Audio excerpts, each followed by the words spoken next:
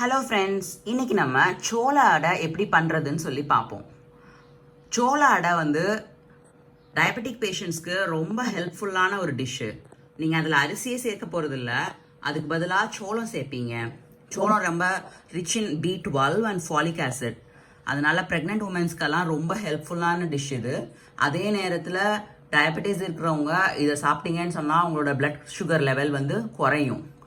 அது மாதிரி அண்டர் வெயிட்டாக இருக்கிறவங்களுக்கு இதுதான் சீக்ரெட். ஸோ வெயிட்டை குறைக்கணும்னு நினைக்கிறவங்கலாம் இந்த டிஷ்ஷை கட்டாயமாக ட்ரை பண்ணுங்கள்.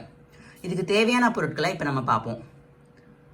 சோள அடைக்கு நீங்கள் கடையில் சோளம் அப்படின்னு சொல்லி கேட்டிங்கனாலே அந்த தானியத்தை இந்த மாதிரி வாங்கலாம். ஸோ இந்த சோளத்தை தான் யூஸ் பண்ணி நம்ம இப்போ சோள அடை பண்ண போகிறோம். நம்ம எப்படி அடைக்கி மெஷர் பண்ணுவோமோ அதே மாதிரி தான் இப்போயும் மெஷர் பண்ண போகிறோம்.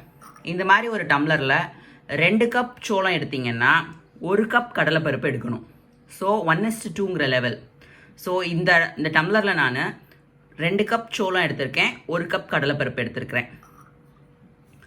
இது ரெண்டையும் நல்லா 4 hours குறைஞ்சது ஊற வச்சுட்டு அதுக்கப்புறம் அது கூட நீங்கள் பெருங்காயமும் உப்பு அப்புறம் மிளகாவத்தல் வந்து உங்களோட உரப்பு எவ்வளோ வேணுமோ காரம் எவ்வளோ வேணுமோ அதுக்கு ஏத்தாப்புல 5 வத்தலோ 6 வத்தலோ போட்டுக்கலாம். இப்போ இந்த டம்ளரில் நான் சேர்த்துருக்க 2 கப் சோளத்துக்கு 1 கப் கடலைப்பருப்புக்கு நான் 7 மிளகாவத்தல் சேர்த்துருக்கேன் இந்த இடத்துல. அதுக்கப்புறம்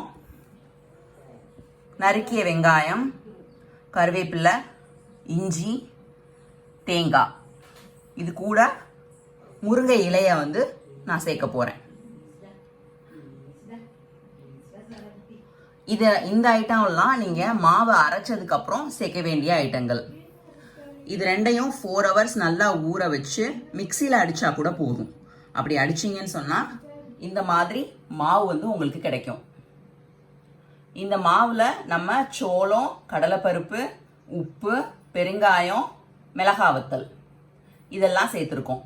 இப்போ இது கூட வெங்காயம், இஞ்சி, தேங்காய், கருவேப்பிலை, முருங்கை இலை இதெல்லாம் சேர்த்து நம்ம சோள அடை ப்ரிப்பேர் பண்ண போகிறோம்.